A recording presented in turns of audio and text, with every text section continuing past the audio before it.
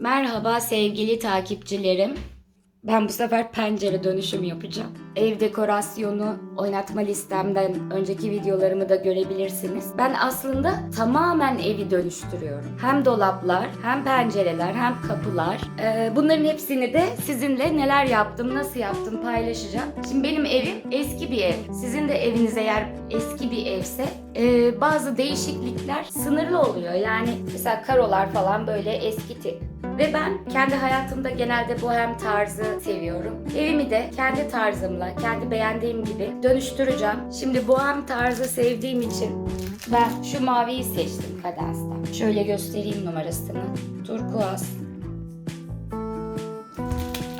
Köylerde kapıları, pencereleri böyle boyarlar. Tatil beldelerinde de otantik evlerde bu renk çok kullanılır ve ben çok severim. Ankara'da yaşıyorum ama neden olmasın dedim. Neden o güzellikleri evimin içine yansıtmayayım dedim. Bu yüzden pencereleri bu maviden boyayacağım. Bakalım nasıl olacak. Camları boya sıçratmamak için, işte kenarları kirletmemek için bantlayacağım. Sonra bunu çok az sulandıracağım. Bakın üzerinde yazıyor zaten ne kadar sulandırmamız gerektiğini. Şimdi bu boya tüpü şuraya kadar dolu. Fazla sulandırmayacağım sırf akışkan olsun diye. Ağzına kadar sulandıracağım. Ondan sonra pencerelere uygulayacağım. Ben başlıyorum. Buradan fazlalığını alıyoruz. Muhteşem. Arkadaşlar eskiden köylerde kapıların, pencerelerin mavi olmasının sebebi bu renge, özellikle turkuaz olur, akrep gelmezmiş. Ama ben bu renge bayıldığım için seçtim. Ayrıca mavi başarının rengi. İlk katta bayağı bir güzel kapattı inceltmeme rağmen. 2 katta kapanacağını düşünüyorum. Şimdi 1. katı yapacağım. Daha sonra aradan 12 saat geçmesi gerekiyor. 2. katı yapacağım.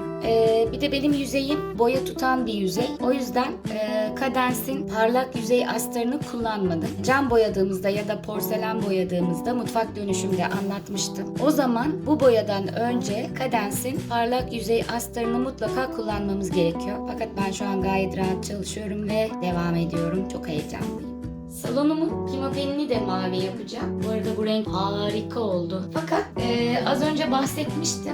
Burada boyayı sürünce şu şekilde kalkmalar oldu. Demek ki parlak yüzeyi astarı gerekiyor bu kısma. O yüzden Kadens'in, şöyle göstereyim size, parlak yüzey astarını ilk önce bu pimapen kenarlarına uygulayıp ondan sonra 12 saat geçecek aradan daha sonra mavi boyama devam edeceğim. Parlak yüzey astarı daha önce ben küçük bir şişe aldım. Gösterdiğim şişeyi. Bayağı çok alana yayılabiliyor. Böyle azıcık alıp böyle her tarafına yedirmeniz yetiyor. O yüzden de bir kutu parlak yüzey astarıyla ben koca fayansları boyamıştım. Bakın bu kadarcık kalmış. Bayağı metrekarelerce fayansa yeten bu parlak yüzey astarı da pimapene rahatlıkla yetecek ve artacaktır. Turkuaz rengimizi uyguladım. Bence muhteşem oldu. Ben çok sevdim. Bakın şöyle uzaktan göstereyim. Ben bu güzelliği koca bir perdeyle kapatmak istemiyorum. O yüzden bir kumaş aldım. Bu kumaştan nostaljik bir perde yapacağım buraya. Kumaşı göstereyim. Hem şu duvarla da uyumunu görmüş olursunuz. Bakın kumaş bu. Perdemi bu kumaştan yapacağım. Böyle bir tül diktim arkadaşlar. Kendim diktim. Kornişini de kendim taktım. Yani neden bütün perdeler en üstten gelmek zorunda ki? Bu güzel maviliği tam olarak kapatmak istemedim, bu güzel turkuaz rengini. Ve bence çok aşırı tatlı oldu. Beni şu an çok mutlu etti. Tabii ki bir de perde diktim ben.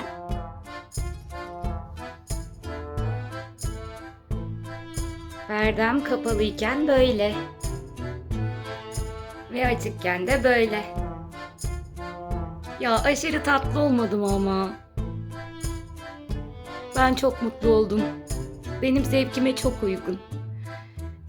Bir de şunu söyleyeyim, ben bu arada tül fiyatlarını araştırmış oldum. 2022 Ağustos ayındayız ve sadece bir tül diktirsem 1200 liraya geliyor. Bir de hani klasik evlerde tül, güneşlik, fon perde, yani 3000-4000, o da orta kalite.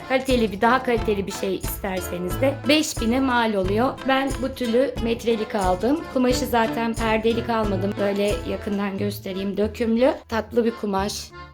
Elbiselik gibi. Yani neden illa perdelik kumaş kullanmak zorundayız ki? Yıkayınca kırışmıyor, kir tutmuyor, gayet güzel. Maliyeti 500 TL yaklaşık. Hadi diyelim ki siz dikemiyorsunuz. Diktirdiniz. 700 TL, 1000 TL'yi aşmaz şunun maliyeti. Bu hem tarz her zaman güzeldir arkadaşlar. Çok tatlı oldu bence. Şimdi bu güzel sonuçtan sonra boyama videomu da bu perdeyle sonlandırdıktan sonra evimin dekorasyonuna devam ediyorum. Bu videodan önceki dekorasyonlarımı, bu videodan sonrakileri de ev dekorasyonu oynatma listemde bulabilirsiniz. Bir dahaki videoda bakalım ben neler yapacağım. Hoşça kalın, sevgiyle kalın.